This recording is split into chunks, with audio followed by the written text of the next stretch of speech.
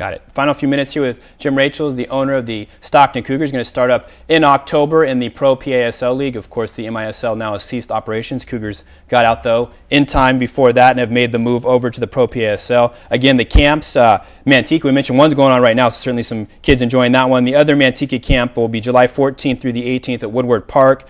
Stockton, a couple of camps, one right around the corner, June 9th through the 13th, and then July 28th through the 1st over at the Arch Road Complex. Also Ripon and Livermore, again, CaliforniaCougars.net and 373-1550. Summertime, kids are always finding camps. You mentioned everybody playing soccer as a youth. I'd imagine those are pretty well attended, but you can always take more. Oh, yeah. No, we could always take more, but we're growing every year. I mean, we're well ahead of last year's pace. We're also doing indoor camps this year at Big League Dreams in Manteca, which I believe start not next week, but week after next. So kids get to play indoor soccer with the indoor pros.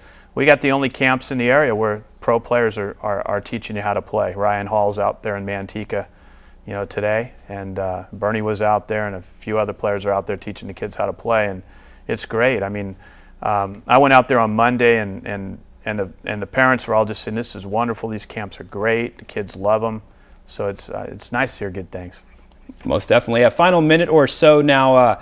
Certainly great optimism with the Pro PASL. Sounds like things are more on balance with how you feel they can be successful with the luxury tax and the regional travel and whatnot. You look certainly, though, at the history of indoor soccer. Number of leagues have folded for a variety of reasons, and certainly, to be fair, you'd have to get into those reasons why, because I'm sure there's different reasons for each one. You've talked about the attendance with the Cougars, feeling good about your attendance, number 3 in the league, feeling like your fans will stay with you. What makes you think that the Pro PASL will be the league that maybe will last and be a successful one compared to the others that didn't sustain the test of time? It's a good question. The history of soccer in this country, indoor and outdoor, is a shipwreck. Just an absolute shipwreck.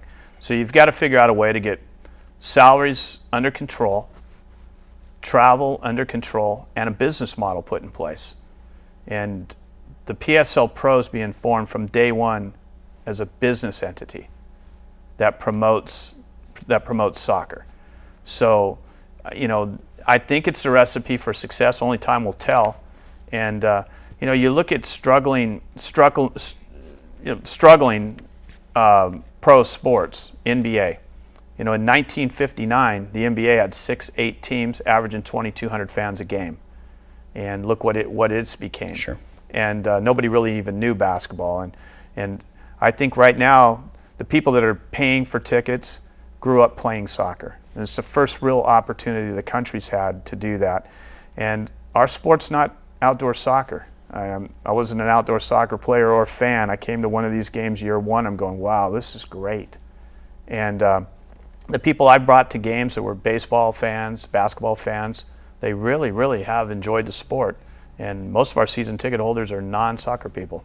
That's interesting to note. And on that note, we're out of time. Jim, thanks for stopping by. Appreciate it. Again, the Pro PASL for the Stockton Cougars get going in October. That the Final 4 or 6 weekend, March 13th through the 15th. The camp's going on right now, 373-1550, and CaliforniaCougars.net, though eventually we know that will change to StocktonCougars.net. Thanks for coming by. Really appreciate it. Thank you, Eric. Thanks for having me. Jim Rachels, the owner of the Stockton Cougars. That'll do it for this edition of Sports Talk. I'm Erik Alves. Thanks for watching.